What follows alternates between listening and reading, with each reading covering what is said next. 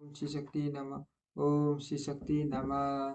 वर्णाश्रम धर्म तथा नारी धर्म का वर्णन, शिव के भजन, चिंतन एवं ज्ञान की महत्ता का प्रतिपादन। महादेव जी कहते हैं, देवेश्वरी हब में अधिकारी विद्वान एवं श्रेष्ठ ब्राह्मण भक्तों के लिए संक्षेप धर्म का वर्णन करता हूँ। तीनों तीनों काल, स्नान, अग्निहोत्र, विधिवत शिवलिंग पूजन, दान, ईश्वर प्रेम, सदा और सर्वथा दया, सत्य, भाषण, संतोष, आस्तिकता, किसी भी जीव की हिंसा न करना, लज्जा, श्रद्धा, अध्ययन, योग, नियंत्रण, अध्यापन, व्याख्यान, ब्रह्मचर्य, उपदेश, श्रवण, तपस्या, क्षमा, सौन, शिखा धारण, योग्य पवित्र धारण, पगड़ी धारण करना, दुपट्टा लगाना, निषिद्ध वस्तु का सेवन न करना, रुद्राक्ष की माला पहनना, प्रत्येक पर्व में विशेष चतुर्दशी को शिव की पूजा करना,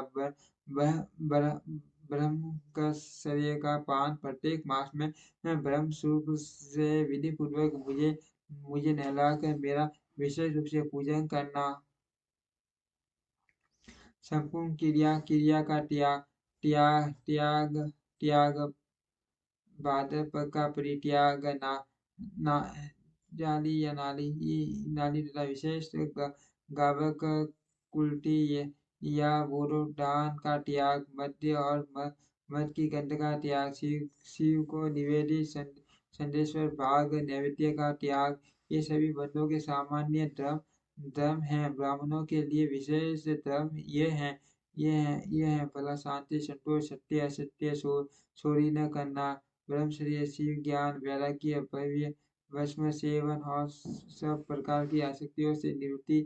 इन 10 धर्मों का ब्राह्मणों का विशेष धर्म कहा गया है।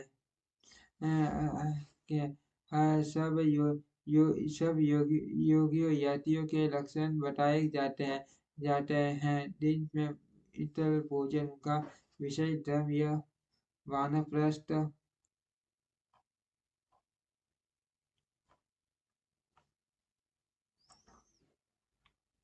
आबलोक के लिए भी उनके सम्मान ही अभीष्ट है। सबको ब्रह्मचारियों को भी रात में भोजन नहीं चाहिए। प्रदान यज्ञ करना और दान देना, इनका मैंने विशेष क्षत्रिय और वैश्य के लिए नहीं किया है।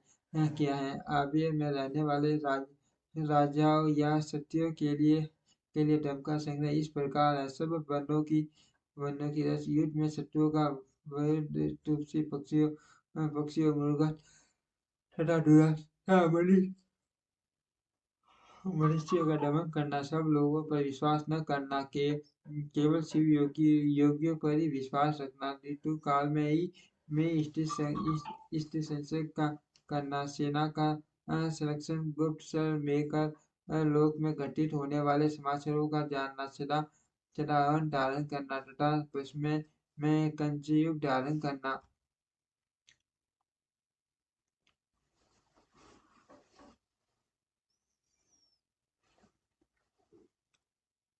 क्षत्रियों के लिए धर्म का संग्रह इस प्रकार है।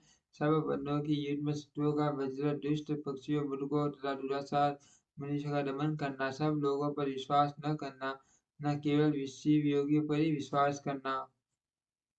आश्रम वाले के लिए भी उनके सम्मान ही अभीष्ट, सबको और ब्रह्मचारियों को भी रात में भोजन नहीं चाहिए। प्रदान यज्ञ करना और दान देना, इनका मैंने विशेष क्षत्रिय और वैश्य के लिए नहीं किया है। आब्य में रहने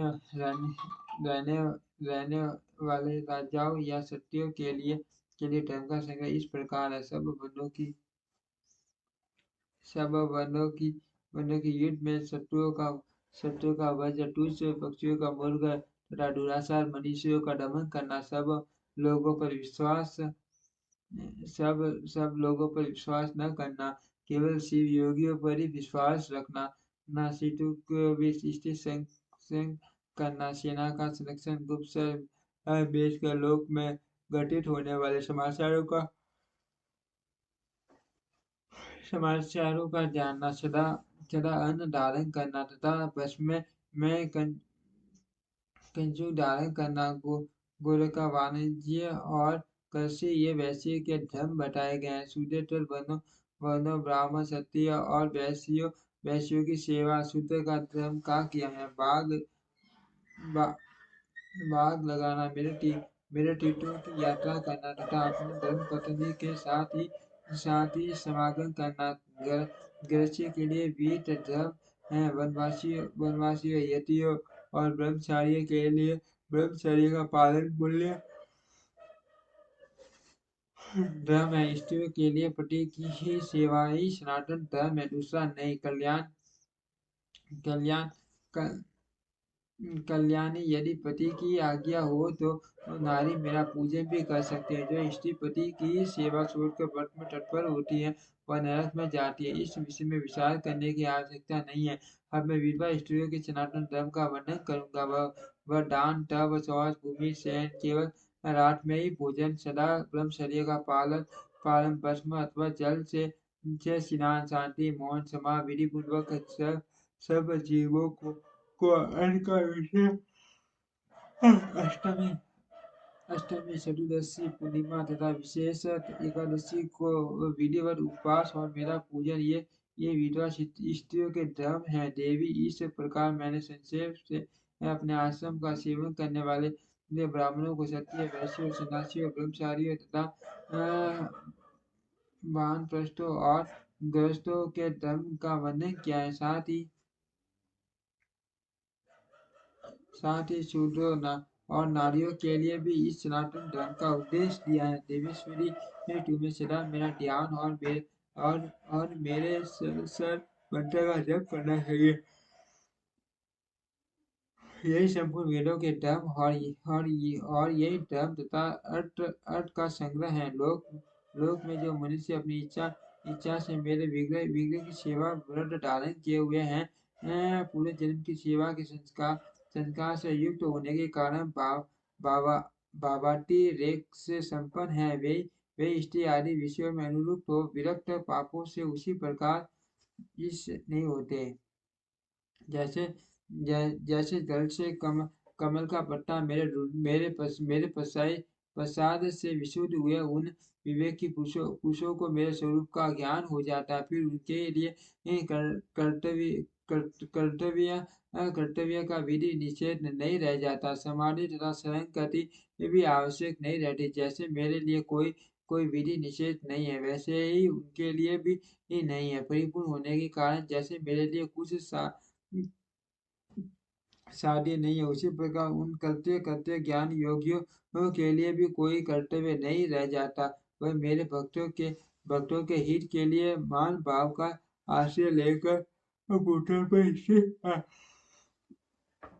श्लोक से पानी से रुद्र ही समझना चाहिए। इसमें संशय नहीं है। जैसे मेरी आज्ञा ब्रह्मा आदि देवताओं कार्यों में प्रवृत्त करने वाली है, उसी प्रकार उन शिव योगियों की आज्ञा भी अन्य मनुष्य कर्तव्य कर्म लगाने वाली है।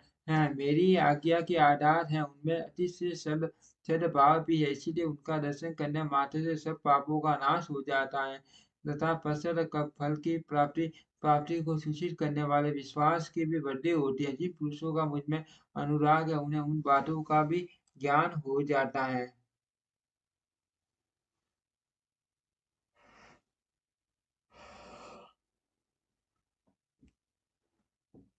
अनुराग उन्हें उन बातों का भी ज्ञान हो जाता है जो पहले कभी उनके देखने सुनने या अनुभव में नहीं आई होती है। उनमें उनमें उनमें अकस्मात काम एवं स्वेद आशुपार कंठ में सवर विकार तथा आनंद आदि भावों का बार बार उदय होने लगता है। ये सब लक्षण उनमें कभी एक एक करके अलग अलग प्रकट होते हैं और कभी संपूर्ण भावों का एक साथ उदय होने लगता है। कभी विलग न होने वाले इन मध्यम और उत्तम भावों द्वारा उन शेष सत्पुरुषों की पहचान करनी चाहिए। जैसे जब लोहा आग में तप कर लाल हो जाता है, तब केवल लोहा नहीं रह जाता। उसी तरह मेरा सानिध्य प्राप्त होने से वे केवल मनुष्य नहीं रह जाते, मेरा स्वरूप हो जाते हैं। हाथ पैर आदि के सारों से मानव शरीर धारण करने पर भी वे वास्तव में रुद्र है। उन्हें पाकर तक मनुष्य समझा समझकर विज्ञान पुरुष उनकी अवहेलना न करे।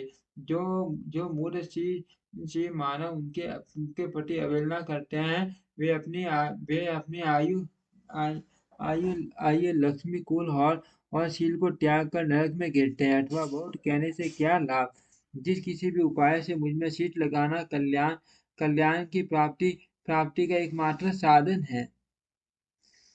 उपमन्यु जी कहते हैं, इस प्रकार परमात्मा परमात्मा श्रीकंठ नाथ शिव के तीनों लोकों के हित के लिए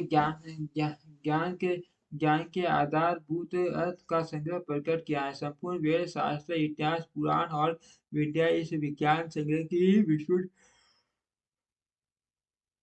व्याख्या है। ज्ञान से अनुष्ठान अधिकार साधन और साध्य इन अनुकाय यह संक्षिप्त संग्रह बताया गया है। श्री कृष्ण जो श्री और श्री संबंधी ज्ञानामृत से तृप्त है और उनकी भक्ति से संपन्न है, उसके लिए बाहर भीतर कुछ भी कर्तव्य शेष नहीं है।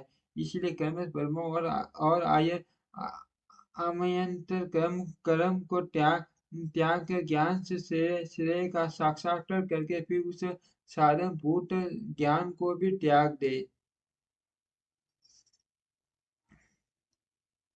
यदि यदि शिव में एकाग्र नहीं है तो कर्म करने से भी क्या लाभ। और यदि शिव एकाग्र ही है तो कर्म करने के भी क्या आवश्यकता है। अतः बाहर और भीतर के कर्म करके या न करके जिस किसी भी उपाय से भगवान शिव में शीत लगाए जिनका शीत भगवान शिव में लगाए हैं और जिनकी बुद्धि सुस्थिर है, ऐसे पुरुषों को एक लोक और परलोक में भी सर्वथा परमानंद की प्राप्ति होती है। यहाँ ओम नमः शिवाय इस मंत्र से सब सिद्धियां सुलभ होती हैं। अतः प्राबल विभूति उत्तम मध्यम ऐश्वर्य की प्राप्ति के लिए उस मंत्र का ज्ञान प्राप्त करना चाहिए। ओम श्री शक्ति नमः। ओम श्री शक्ति नमः। ओम श्री शक्ति नमः।